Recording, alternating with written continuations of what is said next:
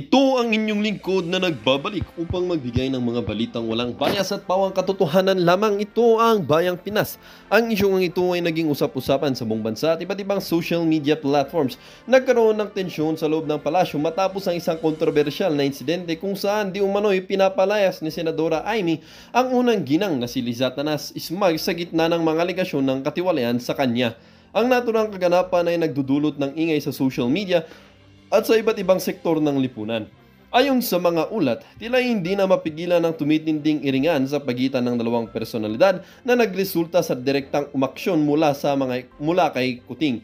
Umano'y nag-ugat ang alitan mula sa sunod-sunod na kontrobersya ng kinakasangkutan ng opisyal o ritong unang ginang at asawa ni Presidente Kuting na si Liza Tanas Smugs na inakusuhang may kaugnayan sa mga hindi may paliwanag na transaksyon at desisyon na nagdulot ng kahinahinalang paggamit ng pondo ng gobyerno. Sa gitna ng kaguluhan, naging mainit ang usapin sa publiko tungkol sa pananagutan ng mga opisyal na nasa mataas na posisyon. Ang insidente ay nagbunsod ng tanong tungkol sa integridad ng administrasyon at kung paano nito hinaharap ang mga isyong bumabalot sa gobyerno. Samantala, patuloy ang pagbabantay ng publiko sa magiging resulta ng insidente. Marami ang nananawagan ng masusing investigasyon upang matukoy kung sino ang tunay na may sala at kung paano dapat mananagot ang mga ito. Ang kaganapang ito ay nagdulot ng panibagong hamon sa administrasyon upang patunayan ang kanilang sinseridad sa pagsugpo sa katiwalian. Habang hinihintay ang opisyal na pahayag mula sa magkabilang panig, patuloy ang usapin sa social media na ginagawang mas masalimuot ang sitwasyon. Ang tanong ngayon ng marami, ito ba ang simula ng mas malaking hidwaan sa loob ng palasyo? Well, para nga sa kabuang detalye at impormasyon ay panoorin na lamang ang buong video. At salamat na rin sa ating mga solid viewers sa walang sawang pagsuporta. At kung bago naman sa ating channel ay syempre, huwag kakalimutan mag-subscribe, pindutin ang notification bell at piliin na rin ang all upang lagi kang maging updated sa mga balitang bago, totoo at walang bias dito sa channel ng Bayan, ang Bayang Pinas. Huwag din pong kakalimutang mag-iwan ng like at i-share ang ating mga videos. Muli po mga kaibigan, maraming salamat and God bless!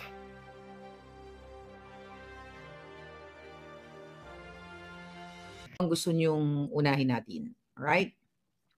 Tignan natin to. Unahin natin ang breaking news. Okay? Actually, this is breaking news.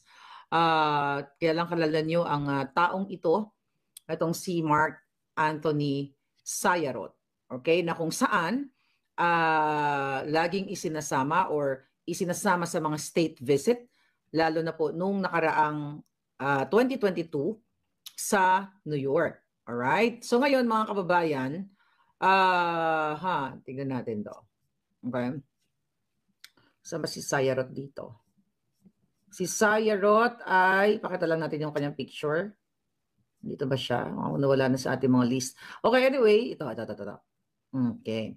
So yan si Mark Anthony Sayarot. Okay, na nahuli ng nagluluto ng pulburon sa Ayala, Alabang noong 2022. Okay, pakita natin dito sa kabila. So noong 2022 po, ulitin natin, nahuling nagluto ng pulburon at isinama, ayan, November 18, at isinama yan sa kanilang mga state visit, lalo na dyan sa New York. So ano ang chika boom boom dyan? So inaraw-araw ko yan, isang taon kong pinag-usapan yan si Mark Anthony Sayarot at tinutukan natin. Alright? Sabi ko nga sa inyo, hindi yan nakulong. At ayon sa ating puting ahas, instead na makulong at non-bailable po ang kanyang kaso, nakalaya yan at nabigyan pa ng proteksyon ng gobyernong ito ayon sa ating puting ahas. And during that time, noong November 8, bago siya, kung hindi pala siya nahuli, okay? Kung hindi siya nahuli noong November 18 of 2022, siya dapat ang ilalagay ni Bangag at ni Liza diyan sa Bureau of Customs. Kaya naman, instead na siya, dahil syempre, so sobrang, alam natin na napakakapal, napakawalang hiya, napakahudas talaga ng gobyernong ito, mayroon pa silang konting kahiya na hindi nila inappoint sa Bureau of Customs. Pero mainit-init, galing sa ating puting ahas, kailangan na natin i-preempt at malaman na ninyo kung ito ba ay itutuloy nila or hindi. Pero pinapaabot sa atin ng ating mga puting ahas sa Bureau of Customs na itong si Sayarot ay ipapalit kay Rubio na isa ding kawatan at sangkot at na kasama pa nga yan doon sa privilege speech ni Lacson, may mga video na tayong pinakita niya, nasangkot talaga yan sa mga extortion, bribery, smuggling dyan sa Bureau of Customs noon pa. So ipinaparating po sa atin ng ating puting ahas na kailangan daw po ninyong malaman na may plano si Bangag Jr. na i-appoint itong si Mark Anthony Sayat. Kasi nga, napawalang sala po yan last month. Okay, naalala nyo, napawalang sala siya. So ang tanong, sino ang nagmaniobra ng kanyang kaso? 2 tonelada pong pulburon papuntang na na-intercept ng Australian Federal Police ang kinasangkutan niyan. Yung absuelto niya, yung nahuli sa Ayala, Alabang na 1.8 tons din, pahilig talaga sila sa 1.8 tons, na nahulihan nga siya ng pulburon manufacturing plant na kung saan ay may mga kasangkot pa siya. Pero syempre tututok tayo sa kanya lang. Dahil nga i-appoint siya. Ano ang sabi sa atin dito? Ang gagawin pala nito, ang laro daw pala dyan sa Bureau of Customs, kapag may bagong merong papalit, kunyari ito si Sayarot, usap-usapan na siya ang papalit dito kay Rubio, ay ipinapakilala siya sa mga negosyanteng smuggler para magmano daw. Mano po, di ba? Mano po, Ninong. So pag nagmamano si Ninong, di ba? Para baliktad yata. Di ba? Magmamano, magbibigay ng pakimkim. Yun ang gustong iparating sa atin. Alam naman natin na talamak ang kawatan dyan sa Bureau of Customs dahil nga yan ay negosyo na ng gobyernong bangag na ito. Hinawakan na nila yan, di ba? Ulit-ulitin natin, ang kapatid ni Lisa na si Martin Araneta, nakalagay yan sa Nika Report ni Clarita Carlos at ang pamilya niya nasangkot sa smuggling. Ayon sa ating source at meron tayong screenshot niyan, pero ang ating puting ahas dyan ay ayaw niyang i-reveal ang kanyang FESLAC. Now, so alam nyo na kapag lumabas ang pangalan ni Sayarot, isinabi ko na sa inyo mga palangga. Diba? Imagine ninyo na non-bailable yung case nun. Okay? Paanong nakaligtas, paanong naabsuelto sa kaso? Yan ang tutukan dapat ng ating magagaling dyan sa Pilipinas na kung paano yan, sino ang mga, kung yan ay dinistrong, well, definitely, kasama nila, Bangag at nila Lisa, ni Tambaluslos, tao nila yan sa kanilang mga state visit. Nahuli, ang kakapal talaga ng mga muka. Then kapag natuloy yung appointment, alam nyo na. At least sinabi ko na sa inyo, mga palangga. Grabe, di ba? Kaya sabi ko nga sa inyo, kailan kayo kikilos? Okay? Sino ang kikilos? Kaya dapat kumilos na kayong lahat. Diba? Kailan? Antay niyo pa bang maubos na lahat ng inyong ang yaman ng Pilipinas at mai-transport na naman itong mga bangag na ito sa iba't ibang offshore accounts nila? At not only that, kasama po dyan ang mga tiwaling senador, kongresista, mayors, governors, lahat ng mga nagnanakaw sa kaban ng bayan. Kaya naman kayo ay what?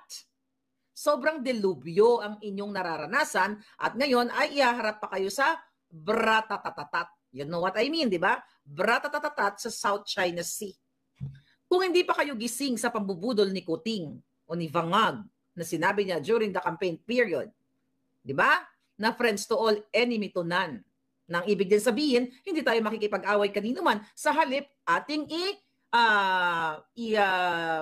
ipalaganapin ang diplomasya o hindi pakikipag bratatatat o bang-bang-bang. Pero nakita nyo naman na nagbago na at nagtapang-tapangan na etong Bangag Jr. na ito. But definitely, alam nyo na yan, yung mga kasunduan na pabor sa kanila.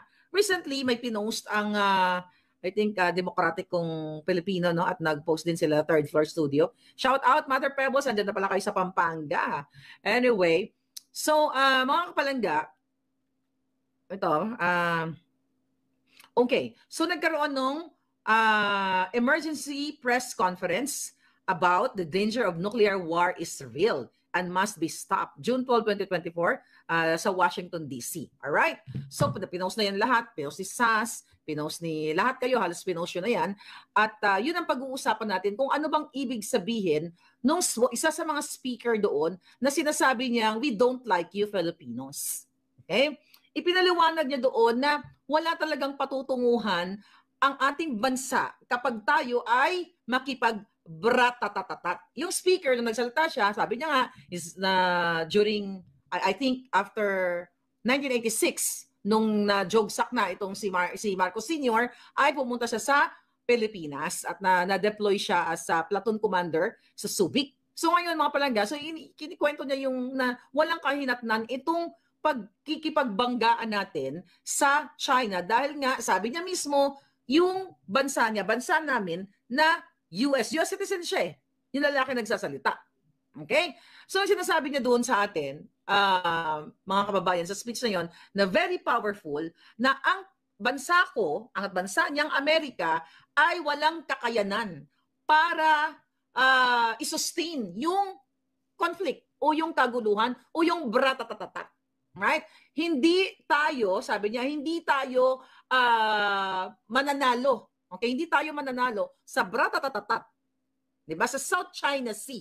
At ang sinasabi itong speaker na ito na walang ibang solusyon kundi ang makipagkonsundo tayo sa ating kapitbahay, which is China. Kasi even ang bansa ko dito, at sabi niya, ang US ay hindi rin mananalo sa China. Kaya tayo ang ginagamit as pawn, as tool para tayo mga tao-tao, ay kayo pala, hindi ako, di ba? Mga tao-tauhan dyan sa Pilipinas para makipagbang-bang-bang sa, o makipagbratatatatat sa China. Kaya di ba sabi niya, I think, wake up Filipinos, parang ganon, di ba? Mag-isip-isip kayo at walang kayong kapupulutan. At sabi niya, ito ay kahinatnan.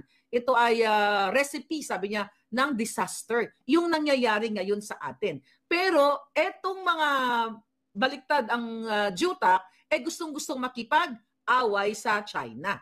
Okay? Alam ko na maraming mga nagsasabi na dapat lang, di ba? Yung mga vangag na dapat ay itayo natin yung ating bandila.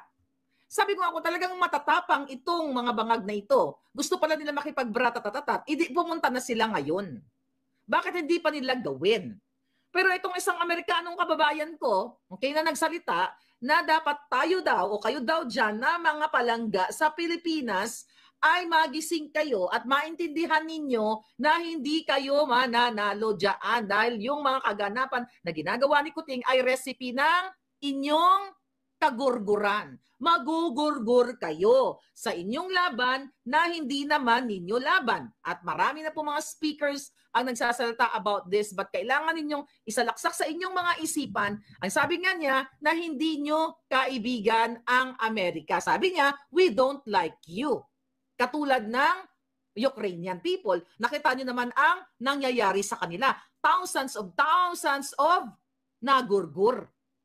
Kung matino ang presidente ninyong bangag, never ever siyang mag-i-engage o magpo-provoke o magtapang-tapangan dahil unang-una yung itlog niya kasi laki lang naman ng butikian at walang backbone at hinahampas-hampas jombag-jombag nga na sa kanyang asawang Bartek, di ba? Wala talaga yung kakayahan si Marcos Jr. Siya isang tau-tauhan ay tatangu-tangu under desire. Ngayon gusto kayong malagas lahat. Kaya nga sabi ko, men and women in uniform, people of the Philippines, kung gusto nyong malagas, di patuloy nyong suportahan si Marcos Jr., palakpakan ninyo. Tapos magsigaw-sigaw kayo na kailangan bratatatatin nyo na yung China dyan. Unahan nyo na, total matapang kayo. Putarangis. Kung ako magaganyan matapang, hindi na ako magsasalita, uunahan ko na. Hindi na ako magpa-preskon. Alertuhin ko na lahat ng mga brusko kong mga gwardiya sibil. Lahat kayo mga brusko, pa-alertuhin ko na kayo. Wala nang dak-dak-dak sa social media or preskon. Di ba? Ganon ang tunay na labanan. Kung gusto mong manano sa baratatatatat, walang preskon na magtapang-tapangan. Ganito, ganyan. Kapag may naano dyan, na may nasakta na ating isang mangingisda, ito ay udyat na talagang hindi natin dapat palagpasin ang gagawin ng China, mga dadadadada. Gusto din palang di Kuting makipagbangbang. Sabi ko nga, hindi na dapat ito nagdadadadakdak ng kung ano-ano, kung talagang matapang ang gobyernong bangag na ito. Kaya sabi ng speaker, di ba, hindi daw ninyo kaibigan kami. Di ba, alam niyo, nag-vlog ako dito. Sabi ko, ito lang yan. Kung ako ay hindi ipinanganak sa Pilipinas, kung spoken dollar talaga ako since birth, Well, matigas man dila ni Inday kasi. Since birth, matigas talaga ang dila ko, mga palangga. So, ganun pa man, kung ako ay ipinanganak dito, advantage yun sa akin. Imagine mo, as an American citizen, lahat, kung nyari, matuloy yung bang-bang-bang o bratatatat na gusto ni Kuting at nakahimlay na kayong lahat, ano yung magiging ending? Kukunin namin yung iyong resources. Di ba? Kunin namin ang inyong tanging yaman. At sino magbe-benefit niyan? Kami. Dito, kung nangyari ako isang puting-puti, no, powder. 'Di ba? Advantage 'yun sa akin. Pero again, ako as supporter ng world peace, 'di ba? Parang beauty queen lang, no? Ayaw natin nang magkaroon ng bratatatat. Dapat natuto na tayo sa ating history, kahit naman nung World War II, may naidulot ba sa atin sa buong mundo? Di ba ilang daang libo ang mga na torjak at natsugi? Di ba? Pero gusto tayo ngayon isa lang dyan sa bratatatat na yan, sa laban na yan na hindi naman sa atin. Sabi nga ng speaker, libo-libo. I don't know anong statistics, daang libo na ba ang namatay sa Ukraine? Sabi niya pa nga, kung kaibigan daw na, sabi niya, kung kaibigan kayo namin ng Amerika, sabi niya, hindi namin nahayaang isasalang kayo sa kaguluhan na yan kasi mabratatat na hihimlay talaga kayo ng bonggang-bongga dyan. Magugurgur talaga kayo. So yun ang pag-isip-isipan ninyo mga palangga. Kasi wala ngang mananalo sa kaguluhan, sa bratatatat. Kahit naman sa kaguluhan ng magjowa at ng magkapitbahay, wala pong nananalo sa away. Ang pinaka-importante, maging mahinahon, mag-usap-usap, pagkasunduan ang mga bagay-bagay at iset aside muna ang mga pwedeng mangyari kasi hindi na ito jitakan or tabak or something . Sisihutin mo lang to, 'di ba? Lalanghapin mo lang, parang si Kuting, lumangalanghap ng pulburon. O buti sana kung yung buong pamilya niya ang unang makalanghap nung ibabato sa ating powdery smoking substance, 'di ba? Kung silang unang lalanghap, ang mga kongresista, senador, yung mga kawatan sa bayan, edi okay, silang unang lumanghap sarap para matikman nila ang magupit ng gusto nilang bratatatat mga palangga. Sisirain lang ang bansang Pilipinas. Paulit-ulit kung sinabi sa inyo na ano ang magiging impact nito. Hindi lahat ng bagay ay matapang ka. Diba? Hindi lahat pinaiiral yung angas mo. Lalo na kung kasing laki ng butike yung betlog ni Kuting na wala namang backbone. Kaso nga, tatango-tango na parang tando-tando dahil wala naman talaga siyang ibubuga. Wala ngang ibubuga kay Lisa, sinojombag nga . How much more? Sa gera pa? Ito ay magbibigay lang sa inyo lang lalo ng kahirapan, kagurguran, kasakitan. Sabi ko nga, do you think kaya ninyo na kapag nalanghap ninyo yung impact nito, yung aftermath na tinatawag? Kaya sabi ko, sige lang. Kung ayaw nyo pang tumindig, ayaw nyo lumabas sa bahay ninyo, gusto nyo langhapin yung smoking, Grace, ano ba itsura ng Nook? Yung usok niya, gray, whatever. Gusto nyo langhapin yan, edi sige. Paulit-ulit mga palangga na sinasabi ng speaker, sinampal kayo ng bonggang-bongga doon sa kanyang speech niya, we don't like you. Diba? Kasi sabi niya, kung gusto namin kayo, bakit namin kayo, bakit ginagawa to sa inyo? So definitely, ginagamit lang, sabi pa nga niya, we are using you. Ginagamit lang namin kayo as a tool. Diba? Para kayo dyan mga aso na, pag sinabi mong sit. Pag sinabi mong langhap ka ng pulburon o ng, yun na nga, yung makakagurgur sa'yo. Buti sana kung pulburon lang. Dahil medyo matagal-tagal ang buhay mo, katulad ni Marcos Jr. Diba? Kung pulburon lang lalanghapin nyo, mag-enjoy pa kayo, tignan mo, nagpa-party-party pa. Pero kung ang lalanghapin nyo ay makakagurgur sa'yo in just split seconds, edi good luck sa inyo. Sabi ko nga, kami dito sa Amerika, malayo ang laban. Kumbaga kung magkaroon man ng kaguluhan sa buong sanlibutan, mahuli-huli siguro ang aming, madidelay yung aming kung magugurgur man kami dito, medyo mahuli-huli kami. Pero mauna kayo dyan. Di ba? Kung napakinggan ninyo yung speech niya, ang sinasabi niya, after namin kayong gamitin, itatapon na lang namin kayo na parang basahan or parang basura. It's the same thing na ginagawa ngayon ni Marcos Jr. sa mga taong sumuporta sa kanya, yung mga tumulong sa kanya, kayo yun. Even na hindi kayo tumulong, Pilipino kayo. Kayo po ay taxpayers at itinapon kayo sa kahirapan. Remember sa survey ngayon, 45% na Pilipino ang nagsabi na hindi nagbago ang kanilang buhay at yung 25% ay lumala. So ibig sabihin 20, 60, 70%, 'di ba? Pag kinumpute mo 'yan, 70% ang dissatisfied sa nangyayari ngayon. At ang sabi ng 30% daw, bumuti ang kanilang buhay. Sino yung mga 30% yun? Yun yung mga kawatan sa gobyerno na mga nakakuha ng proyekto. Yung katulad nila, FLTC, Francis Chua, yung mga kongresista, yung mga kontraktor, sila Jelay, yan. Yang mga kontraktor dyan na kumikita ng limpak-limpak na salapi sa kontrata sa gobyerno. I think yun yung 30%. Yung mga celebrity, yung mga designers na nakakuha ng mga malalaking contract sa gobyerno, yun yung mga nagsasabi siguro na 30% gumanda ang buhay. But kung titignan mo, 45% ang mga Pilipino na nagsabi na sila ay hindi gumanda ang buhay at ang 25% lumala. So ang laki pong porsyento yan. Ilang, let's say 100 million, okay, na house na Pilipino. Oh, that's 70 million. See? Ang layo ng agwat, mga kababayan. Kaya kung gusto nyo talaga na maguray-guray kayo ng bonggang-bongga, gusto nyo mong mabratatatat, edi go. Sumuporta kayo kay Bangag at kay Liza Tanas na nakikita nyo ng bartik-bartik na sinungaling, sa nuknukan ng sinungaling, edi go, go, go. Na kahit na hindi nyo iniisip, Amerikano na mismo ang mga nagsalita.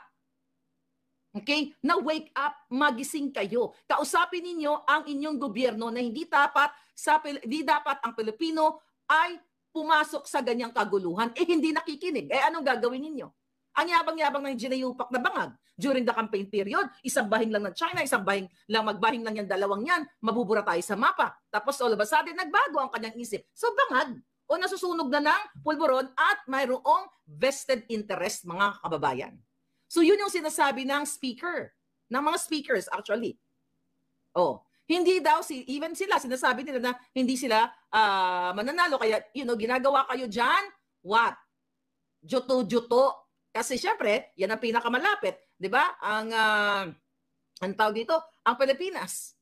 So i-destroy lang ang ating bansa ng bonggang-bongga. Kaya sabi ko, kung gusto niyo ganyan yung future ng mga anak ninyo, na hindi na sila magigising or hindi na nila makita ang ganda, ang sarap ng buhay, kahit, this world is magulo, pero masarap pa rin mabuhay. Pero kung gusto ninyo ang inyong mga anak, ang inyong mga apo, ay hindi na nila makita ang ma-feel ang hanging amihan, ang ganda ng Palawan, ang ganda ng ating mga tanawin dyan, edi go! Ipagpatuloy yung suportahan ang mga Bangag na pulburonic at sinungaling na nang-aagaw ng alak. Harap-harapan, niloloko kayo ni Liza. At siya ang nagpapatakbo ng ating bansang Pilipinas. Kaya paulit-ulit natin sinasabi dito, it's high time for you to speak up, get up. Pumunta kayo sa kalsada dahil ayaw kayong dinggin alang-alang sa inyong mga anak. Pero kung masarap ang buhay nyo, kung kasama kayo dito sa 30% at nag-e-enjoy kayo sa mga kickback sa gobyerno, di huwag kayo lumabas ng bahay. Nag-e-enjoy kayo At ang mga nag-e-enjoy lang dyan, yung mga contractors, yung mga nagdinegosyo, yung mga artista na dumidikit kay Liza, yung mga smugglers, okay, yung mga kawatan. Bakit? May history ba na tayo ay ginera ng China? Alam mo, both bansa, okay? Ang Pilipinas at ang Pilipinas at ang China, 'di ba? Maganda ang kanilang relasyon pagdating sa ekonomiya. Gusto nga nila makipag-usap Gusto nga nila ng diplomasya. Pero si Kuting, 'di ba, nung nakaraan nagsalita yung isang general doon sa Singapore, ano si Kuting? Nagtapang-tapangan ang julupong. Sabi ko nga sa inyo, wala pong pwedeng solusyon dito sa kaguluhan dyan na gusto nilang gawin sa inyo kundi ang makipagkasundo, mga palangga. Dahil paulit-ulit, marami na pong mga magagaling na nagsasalta about international law, international ek-ek na hindi mananalo ang Pilipinas sa pakipagbratatatatat. Mauubos ang lahi, ang mga alindog natin kapag kayo ay patuloy na nagpapaniwala dito kay Bangag Jr., mga kababayan. Ano gagawin nyo ngayon? Ipagpatuloy nyo? Ano ang magiging impact? Sinabi ko na to noong mga nakaraang vlog natin. Magtapang-tapangan kayo ngayon, di ba? Kasi hindi